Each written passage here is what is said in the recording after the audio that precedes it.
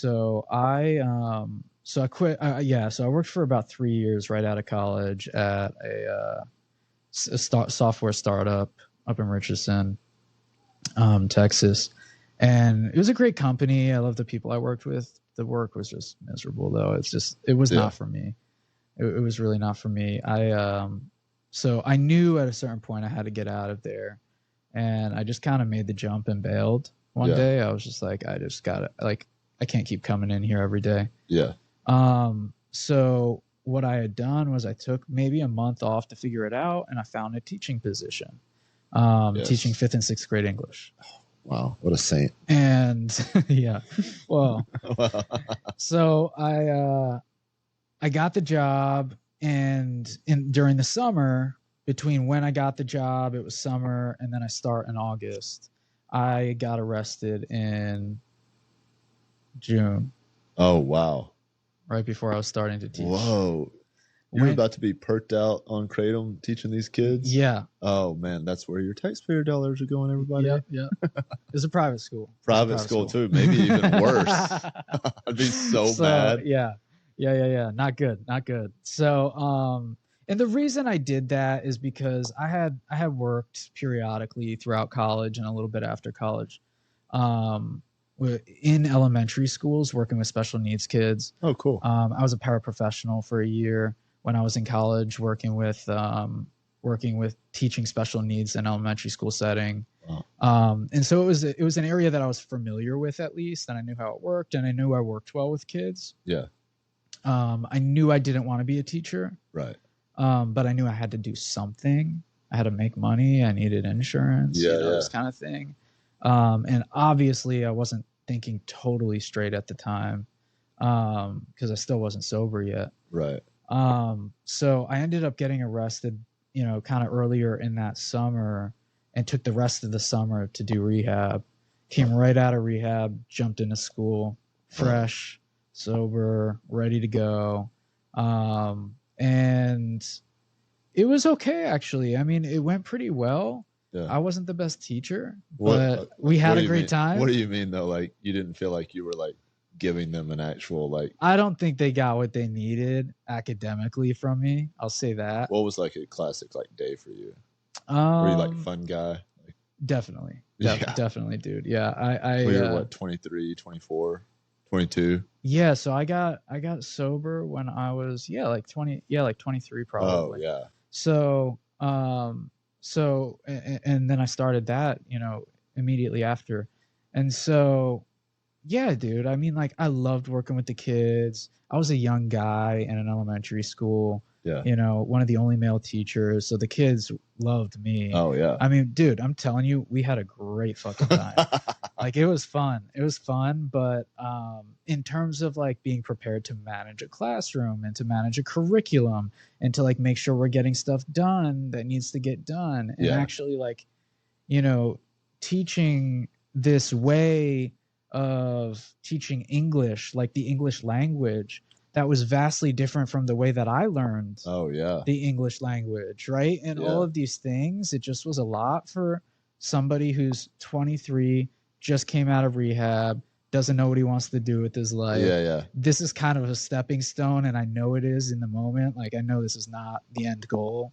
And so I think it was good for me in a big way, because it gave me a year or two to really kind of decompress and figure myself out and do a job that I genuinely love doing. That's cool. But I do feel badly sometimes about the way that I did it, because I think that they probably deserved more academically from me than they got. You were a high school football coach that had to teach. Like, I grew up in small town Texas, and so like all of our coaches like had to teach. I had like an algebra teacher that was the fucking baseball coach. History was the football coach. It was, you're a cool guy. Nobody wants to actually be doing any work, including the teacher coach. Right. And he was just like, check out these highlights from the '93 Collinsville Pirate football team. And like, always watching movies, always just kind of like fucking off. And then it was just like, all right, we'll like learn like X minus Y equals Z today or whatever. Right. You were high school football coach, teacher. Yeah. For 5th and 6th grade at a private Catholic school. From a student perspective, awesome. Yeah. Like, they love me. Yeah. And I love them. Homework. We had a lot of fun, man. We had a lot of fun those couple of years. What was like the craziest moment of private school 5th and 6th graders that you saw? The craziest moment. Oh man. Because that's like right before puberty, right? Like, yeah, they're just still wild kids. They're wild. Yeah. It's like actually 5th and 6th grade is right. Like when they're starting to go into puberty. So like they're gearing up in 5th grade, and then 6th grade, they're like, they got that hit. They're starting to get there. I think it was just the amount of outlandish shit that I would see in my classrooms, man. It's just like every day something crazy, like you know? I mean, you know, a kid throwing a ball at the back of this girl's head in the middle of class, right? Like full on, dude, you know? Did it bum you out? Because you're like, dude, I'm a cool guy teacher. Like, I don't want to have to say anything. Come on. Yeah. It's stuff like that. I remember one time we were playing a game.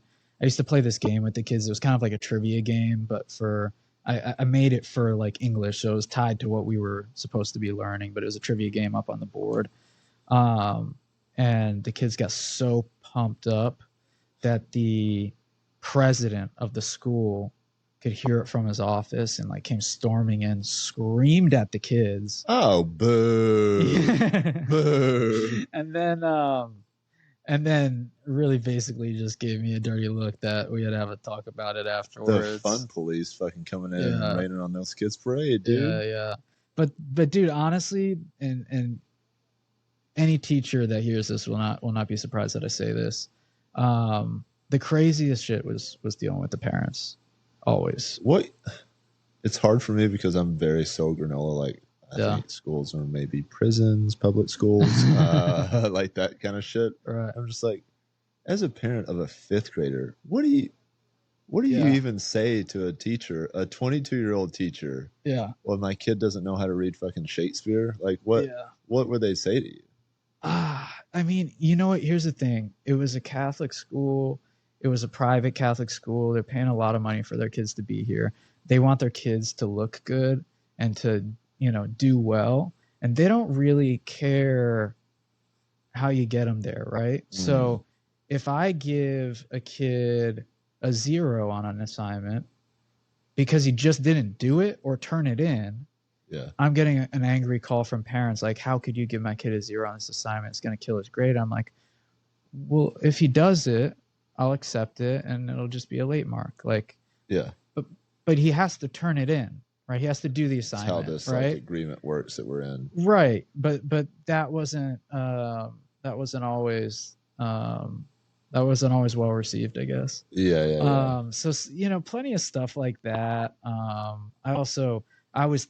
So the woman that I took over her position at the school, I had her son in my class. Oh, and you were getting it from the old like teacher. This one was like a hawk on me. Like every little thing, I got a lot of critiques, right? So, I get it. Parents want their kids to do well. Sure. And it's easy to get heated when you feel like your kid's not doing well. Yeah. And it's the teacher's job to make sure they're doing well. Right. So I get that. I get that in a way. And I'll even give them a little bit of credit. I already told you I wasn't the greatest teacher in the world. Sure. But be nice to Mr. Murphy. Be nice to the teachers. They're having to teach how many kids were in your class. Yeah, but come on, man. 20, 25. 25 kids. Yeah. And you're trying to teach them how to read. 5th and 6th graders, man. That's crazy. 5th Good and luck. 6th graders, yeah. No, it's wild, man. So. Okay, and then you left and went to Starbucks, which I have so many questions. Yeah. Because I love, like, big logistical things. Like, every time I drive through the airport, I'm like, somebody had to, like, come up with the plans of, like, all the exits and where to put the parking garage and how a terminal works. Like, I think Starbucks is, like, on that. It's, like, right below, like, airport level engineering because there's always customers. Yeah. There's 50 fucking drinks lined up. Yeah. And you get it right every time. Yeah. I'm like, I think these employees just make drinks all day. Oh, dude, I could do it in my sleep, man. Really? You just get like, it's just like washing the dishes and you're like, oh, but really you're watching TV or having a conversation or whatever. Yeah, no, absolutely. Yeah. It's so yeah. So I ultimately left the teaching job. They didn't like me so much at the end. So had you become Mr. Cool Guy? Yeah. Dropped off. Yeah. So the